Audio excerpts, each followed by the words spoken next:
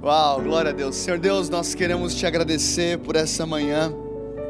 Senhor Jesus, Tu és a pessoa mais importante aqui no nosso meio e Tu és o motivo pelo qual nós estamos aqui nesse auditório. Espírito Santo, o Senhor é totalmente livre e bem-vindo aqui nesse lugar.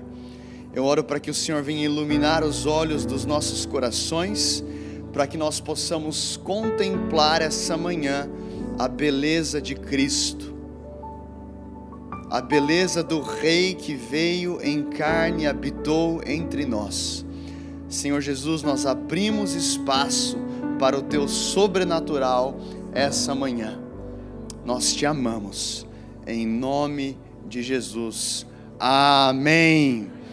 Amém, amém. Eu tenho uma palavra de conforto para você que teve dias difíceis esses últimos 2 dias assistindo a Copa do Mundo.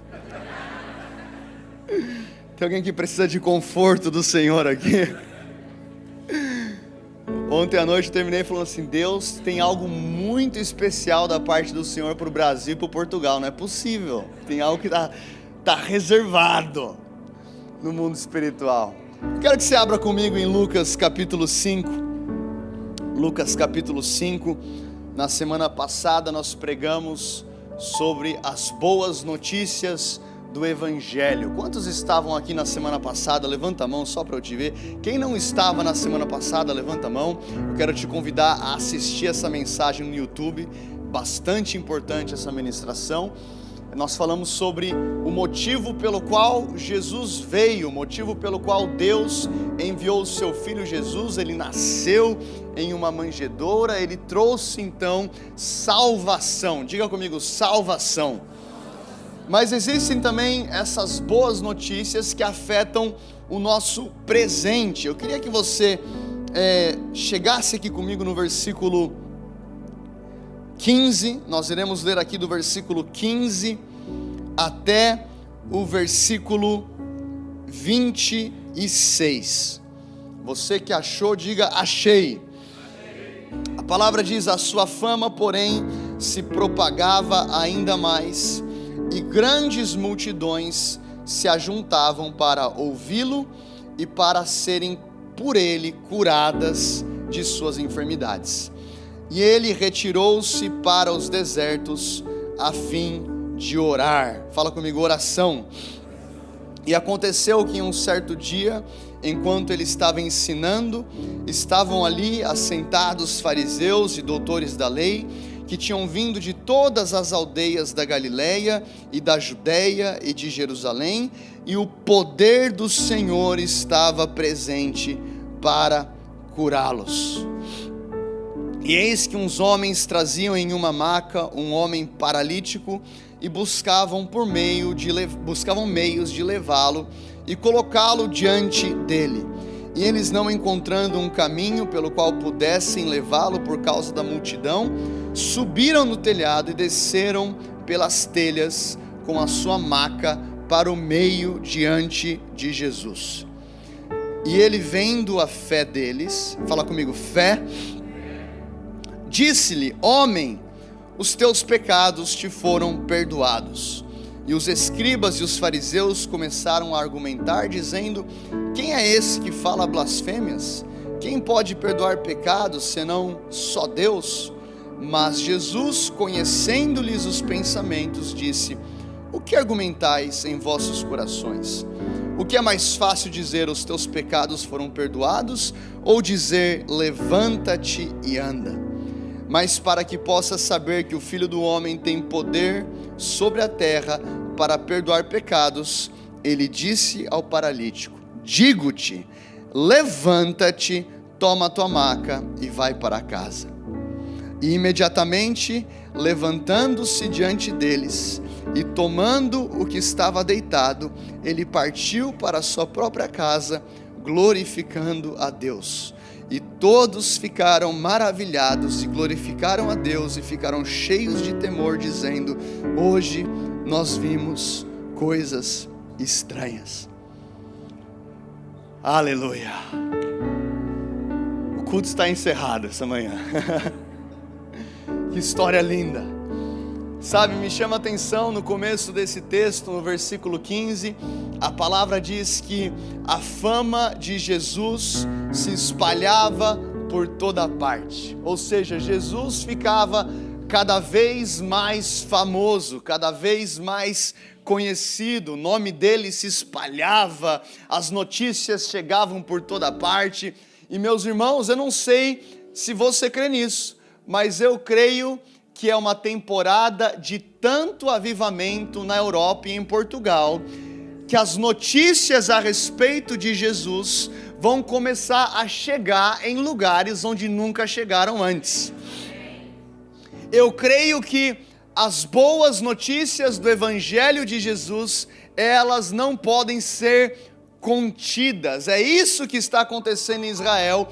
A notícia é tão boa, as maravilhas são tão grandes, os milagres são tão poderosos, que a fama de Jesus se espalhava. Eu quero declarar que Deus vai usar a tua vida nesse Natal para espalhar a fama de Jesus por onde você passar, para levar o nome de Jesus por onde você passar, para fazê-lo conhecido por onde você andar. Esse é o nosso Jesus. A fama se espalhava. Uma vez perguntaram para um avivalista Moody, ele dizia: como que se divulga um avivamento? Ele falou assim: não tem necessidade de divulgar um avivamento. Coloque um prédio em chamas e todo o bairro vai saber que a igreja está incendiada. Óbvio que nós queremos, inclusive aqui, fazer um parênteses e honrar os nossos voluntários de mídia. Você pode dar uma salva de palmas a Jesus aí, aos nossos voluntários que servem com tanta excelência? Mas na verdade as nossas mídias, o nosso YouTube, o Spotify, serve simplesmente para colocar à disposição aquilo que Deus tem feito aqui. E o texto vai dizer que a fama de Jesus se espalhava de tal forma que as multidões se juntavam para ser curadas. Fala comigo, expectativa. Existe algo que é liberado em uma temporada de um derramar do Espírito Santo, que é expectativa. E eu lembro do meu pastor, o nosso pastor Teófilo Hayashi, dizendo: Eri, sabe de uma coisa? Você tem que orar por fome por mais de Deus. Você que está anotando, anote isso. Eu preciso orar por fome por mais de Deus. Eu nem falei o tema da mensagem. O título da mensagem de hoje é Quando Jesus está na casa. Quando Jesus está na casa. Jesus está aqui essa manhã. E 13% da igreja concorda comigo dizendo amém. Eu vou ficar pentecostal, hein? Aí você me segura. Jesus está aqui essa manhã. Amém, está melhorando. Jesus está aqui. Só que a fama de Jesus se espalhava, e agora as multidões chegavam diante de Jesus, e essa multidão ela tinha expectativa. Expectativa o teu líder não pode ter por você. Expectativa o teu pastor não pode ter por você. Expectativa nenhuma igreja pode gerar em você. O meu pastor Teófilo dizia: Eri, você orar por fome por mais de Deus é um dom de Deus. Você precisa de uma fome insaciável, que você vai acordar domingo de manhã e na segunda de manhã e vai dizer: Espírito Santo, eu preciso de mais da tua presença. Espírito Santo, o culto ontem foi incrível, o culto ontem foi maravilhoso, mas eu ainda tenho fome pela tua presença, eu ainda tenho sede por mais de ti. A palavra de Deus diz em Isaías: eu derramarei copiosamente chuva sobre a terra sedenta. Tem uma condição para o derramar do Espírito Santo, e é sede. Fala comigo, sede. Tem alguém com sede aqui essa manhã? Não, nosso irmão Sede. Todo mundo começou a olhar para o Sede assim. A fama de Jesus se espalhava. E agora tinha sede, tinha fome por mais de Deus. E aí o que me chama a atenção no versículo 16 é que Jesus se retirou para os desertos a fim de orar. Meu irmão, qual tipo de pregador está diante de uma multidão com expectativa e ele fala assim: espera um pouquinho aí, eu vou orar. Ele deixa Pastor, o que você está falando? O que eu estou falando aqui, mais importante do que o avivamento é a presença de Jesus, é a presença de Deus, é a presença do Espírito Santo na nossa vida. Mais importante do que o mover de Deus é a glória de Deus na tua casa. Glória a Deus, dá uma salva de palmas para Jesus. Mais importante do que assistir um culto onde milagres e maravilhas fluem, é você voltar para a tua casa e esse mesmo Deus que te encontrou no público, te visita no secreto. E eu falo muito a respeito de buscar Deus em comunhão, em estar junto, no link, culto de domingo. Ontem nós estávamos em Santarém. Quem que estava em Santarém ontem? Levanta a mão aí, bastante gente. Cara, que coisa maravilhosa. Que coisa incrível que Deus está fazendo em Portugal. Você não pode não perceber isso. Várias igrejas diferentes, pastores diferentes. Eu cheguei lá, falei, nossa, que giro, que ficha, cheguei um convento, entrei, bum, glória de Deus lá. Estava com um amigo, ele virou para mim, eu acho que esse é o culto mais especial que eu já participei, um dos mais especiais que eu já participei. O que eu percebi? Tinha fome. Às vezes eu fico tão anestesiado, indiferente diante da presença de Deus. Aí chega alguém faminto, fominha, e fala assim, meu Deus, esse espaguete com alho e óleo está incrível. Para o faminto até o amargo é doce. Mas a gente fica muito profissional às vezes. Não gostei, música do Natal, não sei o que, eu não gostei. Meu irmão, você tem que ter uma ira santa contra você às vezes, de falar, Deus, eu não posso perder a fome que eu tinha no começo do ano, eu não posso perder aquele senso de, uau, Deus,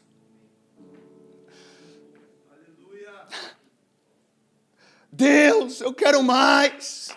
Deus, eu preciso de mais. Deus, eu sou grato por aquilo que o Senhor já fez, como a Kristen disse aqui, mas Deus, eu tenho expectativa por mais, o ano não acabou, eu preciso de mais da tua glória.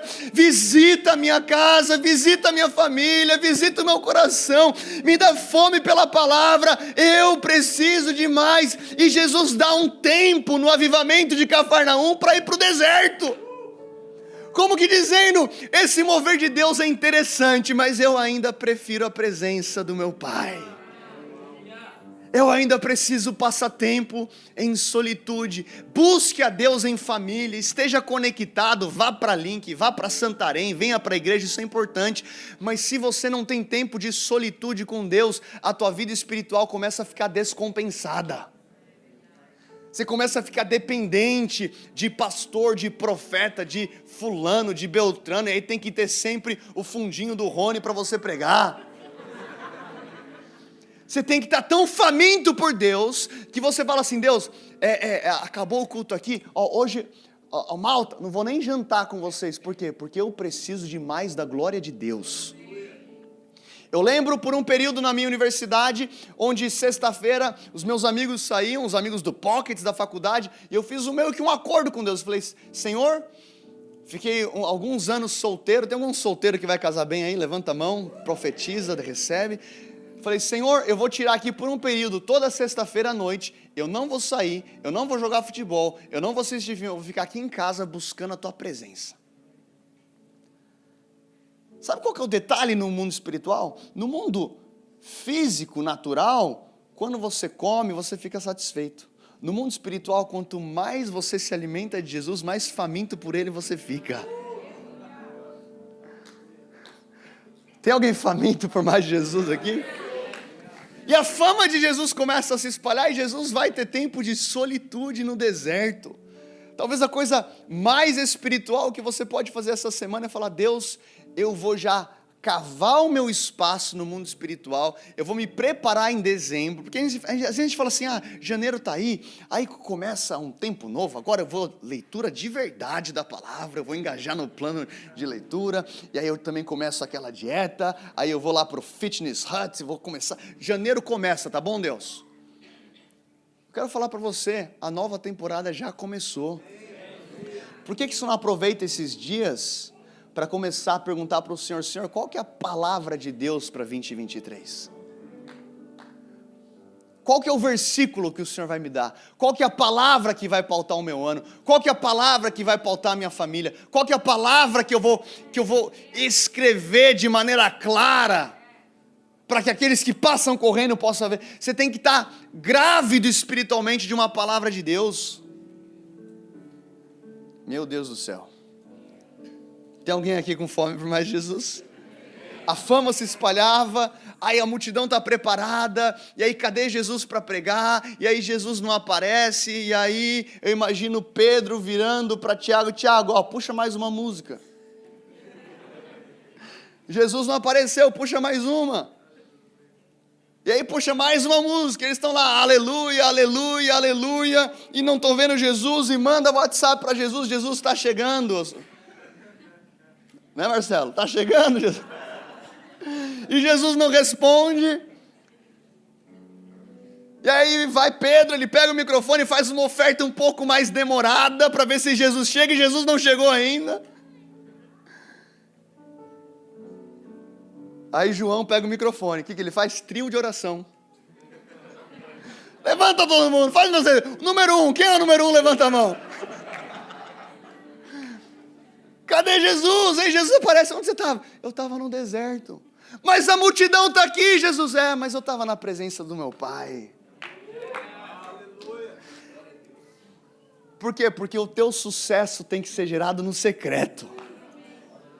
É a tua vida de solitude, é a tua vida de oração, é a tua vida de devoção. Isso alimenta o teu espírito e te faz mais faminto pela glória de Deus. E agora então, de repente, Jesus começa a ensinar naquela casa, e existe uma multidão naquela casa.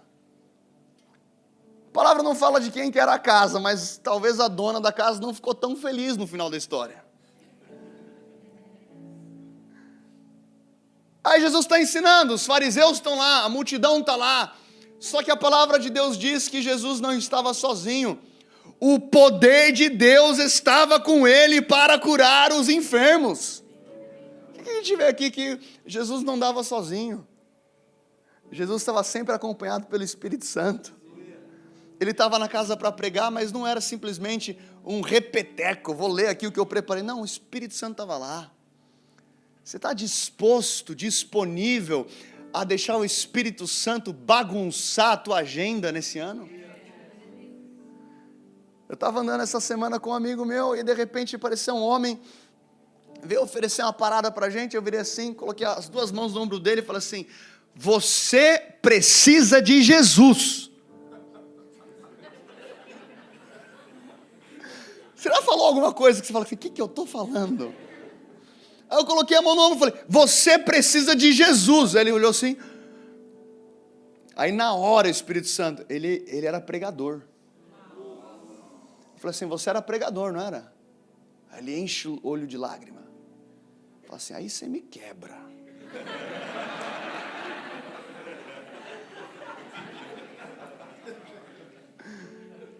Eu falei: Jesus está com saudade de você, cara.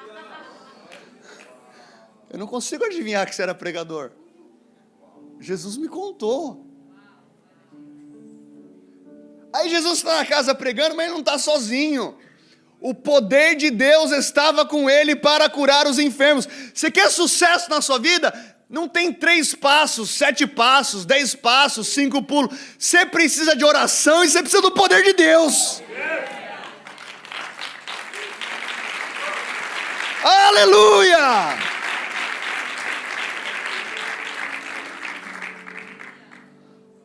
Aí o poder de Deus está lá para curar os enfermos, e Jesus está ensinando, os fariseus estão lá, a casa está cheia, Jesus está a pregar, e de repente começa.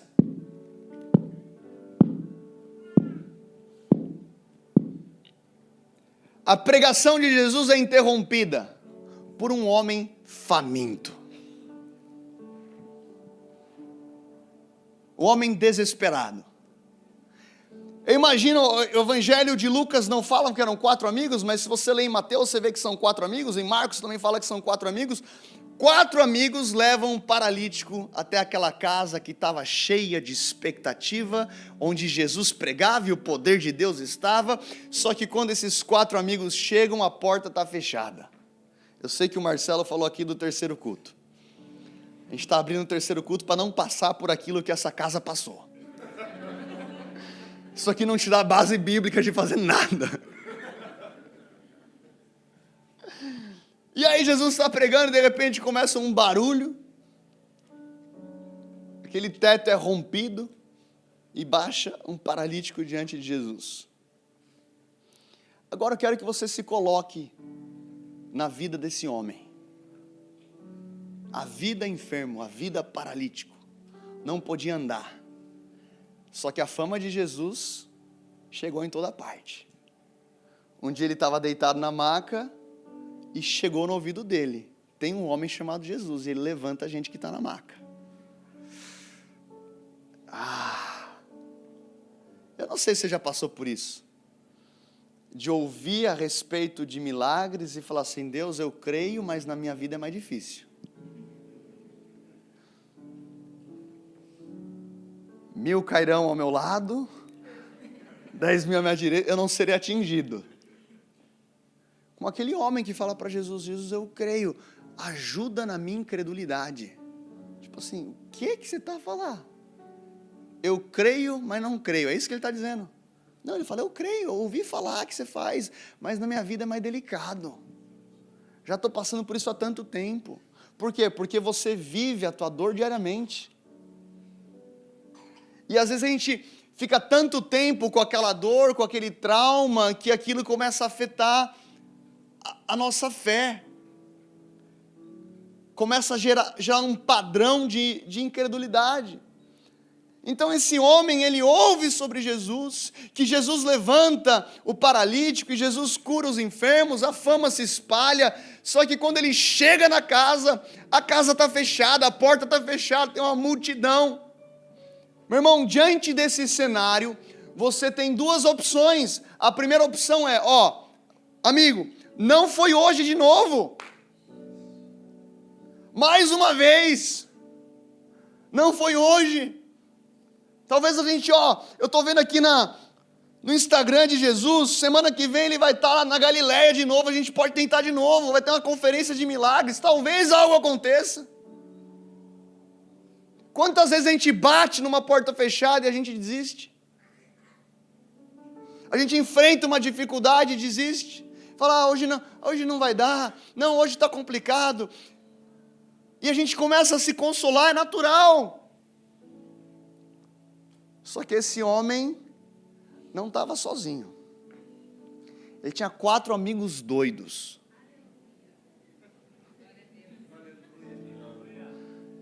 Consigo pegar emprestado 4 doidos. Quem que é doido por Jesus? Levanta a mão. Tem uma doida, um doido. Já tem um monte. Glória a Deus. Eu imagino um olhando para o outro olhando para o terceiro. A porta está fechada, mas Não. Fogo.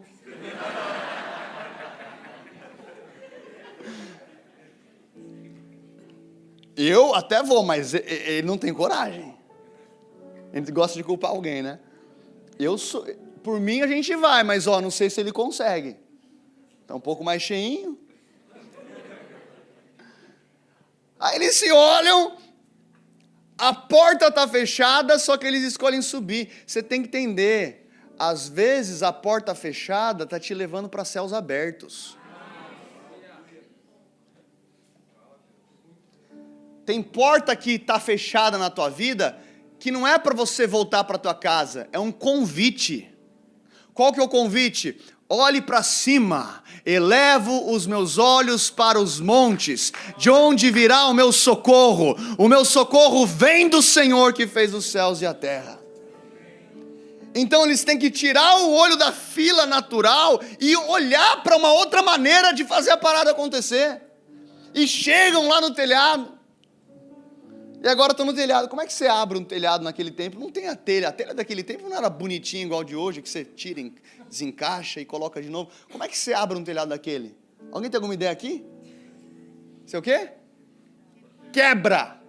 É uma mistura de madeira com barro. Como é que você abre aquilo? Você quebra. E quem está embaixo? A casa está cheia. O texto diz que a casa está cheia. Aí os quatro, mas e agora? A gente chegou aqui, o que que faz? Se alguém machucar, machucou no lugar certo. Está na presença de Jesus. Lembre-se, desse lado tem vitória e desse tem poder. De algum jeito essa pessoa vai receber algum milagre, alguma coisa vai acontecer. Você quer viver uma vida de sobrenatural? Você quer Jesus habitando e fluindo na tua casa? Você tem que estar disposto a ofender a religiosidade de outras pessoas. Você tem que estar disposto a passar por ridículo. Tem gente que quer viver o sobrenatural, mas é muito polite, é muito comportadinho. Tem mas o que vão pensar de mim? Ou é só eu que penso isso às vezes? Quando você está no continente e vem uma palavra para aquela pessoa. Mas eu estou aqui só comprando, vou comprar em nome de Jesus, eu vou comprar. Olha para, foco na lista, foco na lista, foco na lista. Você quer uma vida de sobrenatural? Quebre o temor dos homens. Quebre o temor dos homens. Eles quebram o telhado. E aí sabe o que acontece? O paralítico, está na tua Bíblia, está na minha Bíblia. Então desceram pelas telhas com a sua maca para o meio, diante de Jesus. Diante de Jesus. Se ele viesse pelo caminho convencional, ele ficava apertadinho. Mas ele veio por cima e parou diante de Jesus.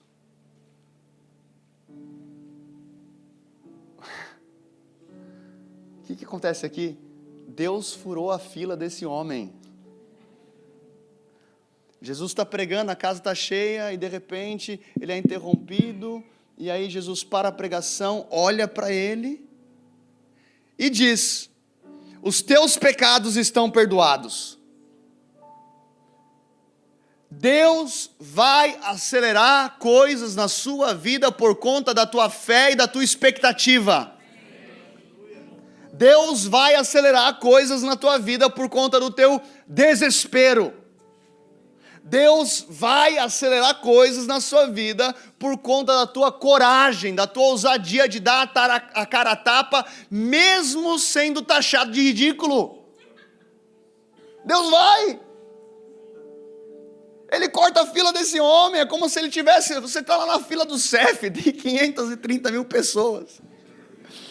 Aí Jesus fala assim: agora é você, filho. Não, mas não faz sentido. É você, eu quero fazer na tua vida. Deus vai fazer na tua vida coisas que ninguém vai entender. Como é que foi tão rápido? Eu estou faminto por Jesus, cara. Estou quase chamando a banda já e só para ficar recebendo aqui. Eu preciso de Jesus hoje. E não é só porque o Brasil e Portugal perderam. Mas, Senhor, hoje eu preciso um pouquinho mais. Sabe o que esse paralítico tinha? 4 amigos.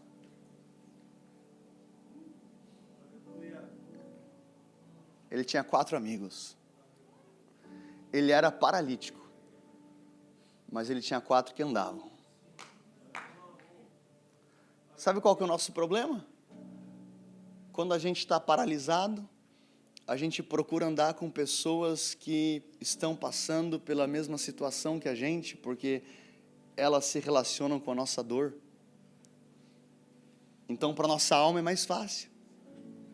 Você está com esse perrengue aqui? Eu também estou. Chega aí, mano. Vamos fazer um clube aqui do perrengue gospel. Você foi machucado em igreja? Coincidência. Eu também fui, vem aqui.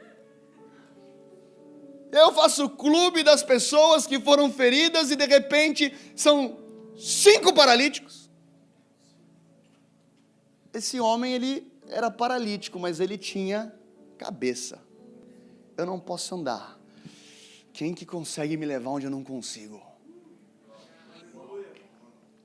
Ame todo mundo. Não faça acepção de pessoas. Mas você tem que ter uma aliança profética com quem está indo na mesma direção que você. Aleluia! Quando Jesus está na casa, algo acontece. Mas tinha uma multidão na casa, um homem recebeu o milagre. Ele vai e escolhe a dedo os 4 que conseguem levá-lo onde ele não consegue. Sabe de uma coisa? Para esse final de ano, ano que vem, fuja das conversas tóxicas. Por quê? Porque quando eu estou ferido, a coisa mais fácil de acontecer é encontrar alguém que está ferido. O diabo é estratégico. Ele vai colocar na minha frente. Só que eu tenho que falar, Deus, eu quero ter aliança com quem está indo na mesma direção que o Senhor me colocou. Eles vão então, quebram o telhado. Aquele paralítico baixa diante de Jesus. E aí Jesus diz, os teus pecados são perdoados. Imagina aquele paralítico. Amém, Jesus. Mas, poxa, maior trabalho, né? Quebramos o telhado, os 4 andaram até aqui me carregando. Aí quebra o telhado, baixa pela corda até aqui. Para perdão de pecados, amém, isso é super importante, o Senhor é o Salvador, mas é algo meio abstrato, né? Tipo assim, como é que eu vejo o perdão? E aí os fariseus, que tinham chegado no horário, não te dá base bíblica para atrasar também. Não é bem assim. Mas aí o fariseu lá, os religiosos que tinham estado no horário correto, ouvem a declaração de Jesus, que era uma declaração mais espiritual do que você pode ver. Mas quem é esse que perdoa pecados? Quem pode perdoar pecados senão Deus? Deixa eu falar algo para você. Os fariseus não estavam errados quanto à teologia. Deus é aquele que perdoa pecados. Mas eles estavam errados quanto ao discernimento. Eles não perceberam quem estava ali. Eles estavam na hora certa, no lugar certo, no tempo certo, na igreja certa, na casa certa, da rua certa, da cidade certa, e não perceberam que era Deus que estava no meio deles. Eu posso estar no meio de um lugar de avivamento e passar completamente despercebido em relação àquilo que Deus está fazendo. Eu posso chegar numa reunião e voltar exatamente igual à maneira que eu cheguei. Você vê que esses fariseus eram críticos profissionais.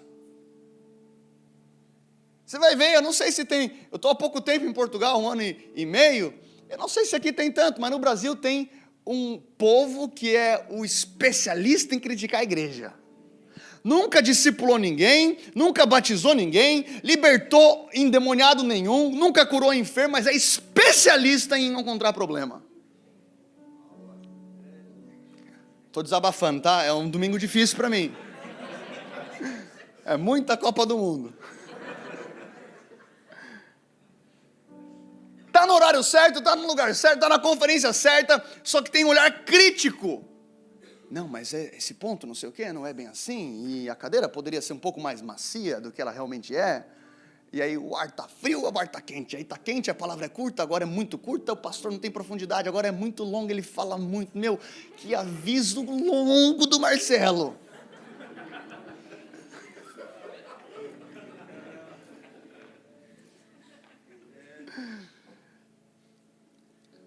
A minha pergunta é, só será que eu posso deixar essa religiosidade contaminar a pureza do cristianismo e deixar de perceber aquilo que Deus está fazendo e começar a celebrar aquilo que o diabo quer que eu celebre? Será que isso pode acontecer? Será? Será que eu posso estar no meio de um lugar de avivamento e estar anestesiado? Será que isso pode acontecer? Será que eu posso estar diante da glória de Deus e estar...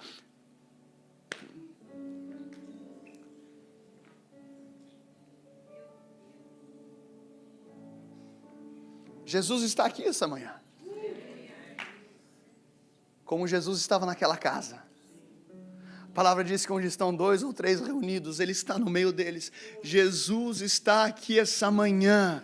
Jesus está aqui essa manhã pelo Espírito Santo de Deus. Jesus está aqui essa manhã. Jesus, nós não queremos passar despercebidos. Deus, como aquele cego, nós clamamos: Jesus, filho de Davi, tenha compaixão de mim. Os teus pecados estão perdoados. Agora eu amo como o Evangelho de Mateus traz um tempero, um detalhe diferente para esse versículo. A palavra vai dizer lá em Mateus capítulo 9, no versículo 2, alguns homens trouxeram-lhe um paralítico deitado em sua maca, e vendo a fé que eles tinham, disse ao paralítico: tenha bom ânimo, filho, os teus pecados estão perdoados. Vendo a fé deles, como é que se vê fé? Alguém já viu fé aqui? Está no continente, aí você vai pegar um pouco de carne, um pacote de fé. Uau!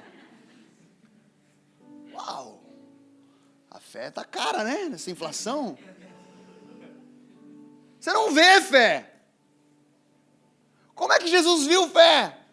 Jesus viu fé através de um telhado quebrado. Por quê? Porque a fé vai te levar para fazer alguma coisa na prática. Ela não é uma fé que simplesmente passiva. A fé desse homem, junto com os 4, fez eles subirem no telhado e quebrar o telhado. E Jesus, uau, esses têm fé. De novo, não precisa quebrar o telhado. Mas Jesus viu fé. E aí ele fala: filho, os teus pecados estão perdoados, tenha bom ânimo. Tenha bom ânimo, filho. Aquele homem, ele chega na casa com a expectativa de um milagre. Sabe o que ele recebe? O pacote completo.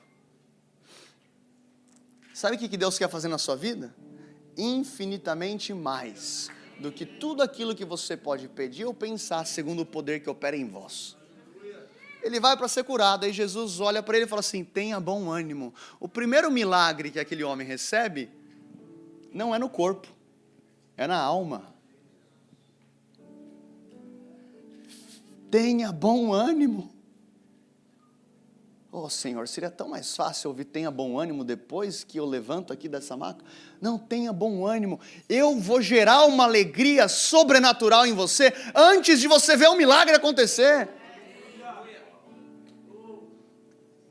Porque a tua alegria não vai depender do milagre, a tua alegria vem do céu. Tenha bom ânimo. Tenha esperança, tenha alegria, tenha bom ânimo. Ele está na maca ainda, mas ele ouve, tenha bom ânimo. Ele está na maca ainda, mas ele ouve, filho. O segundo milagre foi a respeito da filiação. Você não é abandonado. Você não foi esquecido, você não é o último da fila, você não é uma vítima da sociedade. Eu te chamo de filho. Como que ele era conhecido até aqui na palavra? Um certo paralítico. Até então ele era o paralítico. Até então ele era definido pela sua dor. Até então ele era definido pela sua debilidade. Até então ele era definido por aquilo que prendia ele. Mas ele teve um encontro com Jesus. E Jesus olha nos olhos dele e diz: filho, eu te chamo de uma maneira diferente. Deus te chama de uma maneira diferente. Você é filho, você é filha. E aí o terceiro milagre, ele diz: os teus pecados estão perdoados. Eu te perdoo. Você está livre. Você tem acesso à presença de Deus. O véu foi rasgado de cima a baixo. Você pode entrar. E aí os fariseus, os especialistas, não entendem quem é esse, não perceberam. E aí Jesus diz: para que vocês entendam que o Filho do Homem tem poder na terra para perdoar pecados. Eu te digo, não digo para vocês, eu te digo, levanta e anda.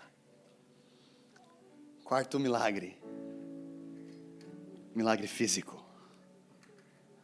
Esse é o nosso Deus. Essa é a mensagem do Natal. É Jesus na sua casa. É Jesus impactando o teu presente. É Jesus te dando um futuro. É Jesus te visitando. E aí a palavra de Deus diz: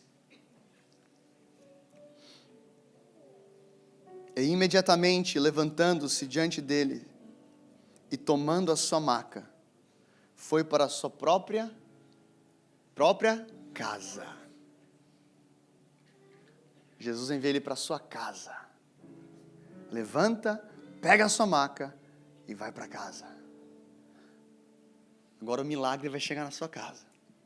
Você veio para uma casa onde Jesus estava. Agora você vai carregar o milagre para dentro da tua. Essa pode ser uma casa de milagres, mas a sua casa é uma casa de milagres. Porque quando Jesus está na sua casa, algo acontece. O milagre não está parado aqui nessas quatro paredes. O milagre vai chegar na sua casa. E aí Jesus diz: toma a sua maca. Imagina aquele paralítico. Não, vamos lá, Senhor. A vida inteira eu estou aqui nessa maca. Se tem uma coisa que eu não gosto, é dessa maca. Eu não aguento mais, por que eu vou levar essa maca? Não, toma essa maca e vai para casa. Sabe por quê? Porque a área da sua dor será a área do seu testemunho. Você vai levar a maca. Você não vai estar mais deitado na maca.